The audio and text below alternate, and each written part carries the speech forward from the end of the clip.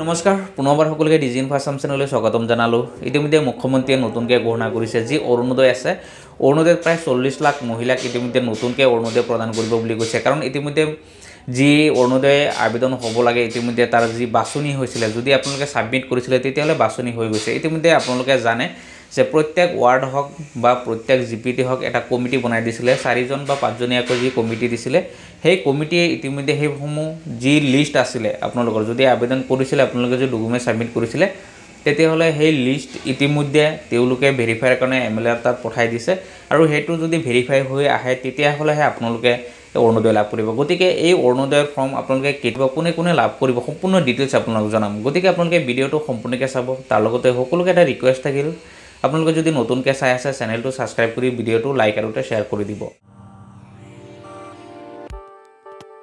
এতিয়া প্ৰথমতে হৈছে কি চাওক এটা কথা আপোনালোকে মনত ৰাখিব যেতিয়া অৰুণোদয়ৰ যেতিয়া বাছনি হৈছিলে যেতিয়া এপ্লাই হৈছিলে চাওক এনেকুৱা এটা ফৰ্মেট দিয়া হৈছিলে। এই ফৰ্মেটত আপোনালোকৰ নাম আপোনালোকৰ যি এড্ৰেছ আছে বা আপোনালোকে পুৰণা হয় নে নতুন হয় আপোনালোকে কি কৰে এইটো প্ৰায়োৰিটি লিষ্ট যেটো আছে এই লিষ্টটো তেওঁলোকে বনাইছিলে। এই লিষ্টটোত চাওক আপোনালোকৰ নাম ৰেশন কাৰ্ড এইবিলাক ভৰাব লাগে। ভৰাই পেলাই যে আপোনালোকৰ নতুন হয় নে পুৰণা হয় এইখিনি তেওঁলোকে ভৰাই পেলাই এই গোটেইখিনি সাবমিট কৰিব লগা হৈছে। যদি আপোনালোকৰ নাম সেই বাছনিৰ যি কমিটি আছিলে কমিটিৰ সদস্যসকলে যদি ভৰাইছে তেতিয়াহ'লে আপোনালোকে অৰুণোদয় লাভ কৰিব। কাৰণ এটা কথা আপোনালোকে জানে নতুন হওক পুৰণা হওক সকলোৱে এই অৰুণোদয়ৰ কাৰণে আবেদন কৰিব লগা হৈছে। কাৰণ যিসকলৰ ইতিমধ্যে ৰেশন কাৰ্ড দিয়া হোৱা নাছিলে তেওঁলোকে ৰেশন কাৰ্ড দিব লগা হৈছে যাৰ কাৰণে নতুনকৈ আবেদন কৰিব লগা হৈছে। কাৰণ ইতিমধ্যে চাওক এটা টাৰ্গেট দিয়া হৈছিলে যে প্ৰত্যেক সমষ্টি ৱাইজ যে প্ৰত্যেক সমষ্টিত যদি 20,000 যদি টাৰ্গেট দিয়া হৈছিলে তাত যদি 15,000 আগৰ পুৰণা আছে তেতিয়াহ'লে আপোনালোকে সেই 5,000 আপোনালোকে নতুনকৈ যি অৰুণোদয় দিব সেই 5,000 মানুহে লাভ কৰিব। মানে এইটো জাষ্ট এক্সাম্পলৰ কাৰণে ইয়াতকৈ বেছিও টাৰ্গেট হ'ব পাৰে। সেইদৰে যদি আপোনালোকে এতিয়া যোগ্য হয় চাওক যদি আপোনালোকে যোগ্য হয় যদি কাৰণ এটা কথা ইতিমধ্যে আপোনালোকক কোৱা হৈছিলে যে কোনে অৰুণোদয় লাভ কৰিব। এটা কথা আপোনালোকে জানে যদি চৰকাৰী চাকৰি আছে ঘৰত তেওঁ লাভ নকৰে তাৰপিছত তেওঁলোকৰ ঘৰত যদি 4চকীয়া বাহন আছে তথাপি লাভ নকৰে। ইয়াৰ ভিতৰত চাওক প্ৰথম হৈছে কি যিখিনি মানুহ আছে বিধৱা আছিলে বা ডিজিবিলিটি আছিলে দিব্যাংগ আছিলে তেওঁলোককহে প্ৰথম অৰুণোদয় দিব যিখিনি মানুহ ইতিমধ্যে পোৱা নাছিলে।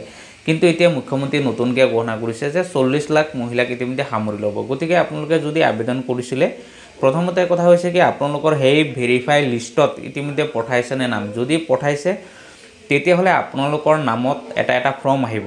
কাৰণ এটা কথা কি যিটো ফৰ্ম ইতিমধ্যে আপোনালোকে ফিল আপ কৰি পঠালে এইটো কোনো অৰুণোদয় ফৰ্ম নহয় এইটো এটা লিষ্ট মাত্ৰ অনলি লিষ্ট। এইটো লিষ্টৰ দ্বাৰা যেতিয়া পঠাইছে এই লিষ্টৰ মানুহখিনিক অৰুণোদয় লাগে সেইকাৰণে ইতিমধ্যে এইবিলাক এমএলএৰ ওচৰত গৈছে ডিচি অফিচত গৈছে তাৰ পৰা যেতিয়া ভেৰিফাই হৈ আহিব যে এইখিনি মানুহৰ অৰুণোদয় লাগে তাৰপিছত আপোনালোকৰ নামত এটাকৈ নতুন ফৰ্ম আহিব।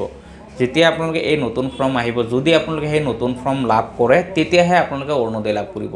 যেতিয়া আপোনালোকে সেই ফৰ্মটো লাভ কৰে তেতিয়াহ'লে ইয়াৰ লগত আপোনালোকে ডকুমেণ্টছ কি দিব লাগিব চাওক ইতিমধ্যে আগতে কোৱা হৈছে যে ৰেশন কাৰ্ড মাষ্ট বি সকলোৰে লাগিব।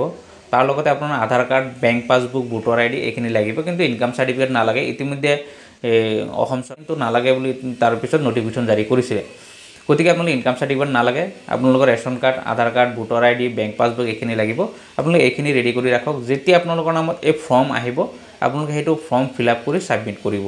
ছাবমিট কৰাৰ পিছতহে আপোনালোকে নতুনকৈ যিটো অৰুণোদয় দিব সেইটো লাভ কৰিব। আৰু পুৰণাসকলে ইতিমধ্যে যিসকলে অৰুণোদয় লাভ কৰি আছে তেওঁলোকে ইতিমধ্যে লাভ কৰি থাকিব। কাৰণ যেতিয়ালৈকে কাৰণ বহুতে ভাবি আছে যে আমাৰ অৰুণোদয় কাটি দিলে এইবাৰ অৰুণোদয় নাপাম নেকি।